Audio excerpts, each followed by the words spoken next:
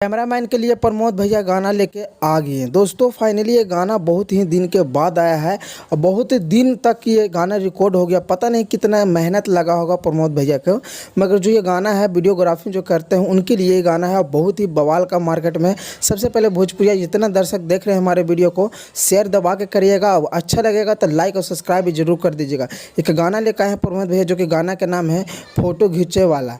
भाई साहब ये गाना आप सुन लीजिएगा ना तो समझिए कि बिना लाइक और सब्सक्राइब कर ले बिना आप नहीं जाइएगा। तो हमने सोचा चलिए आप लोग को थोड़ा सा अपडेट जानकारी दे दूं कि प्रमोद भैया का गया। और अगर चैनल का बात बोलूँ तो वह म्यूजिक से चाहा है गाना, कल ही चाहा है गाना, ज़्यादा देर नहीं हो रहा है। जाकर खाली देख लीजिए, सुनने के बाद कमेंट करिएगा कि गाना बढ़िया लगा कि नहीं लगा, ताकि आप लोग भी आशा में रहते हैं कि कब गाना आए अपडेट कि मैं दूं।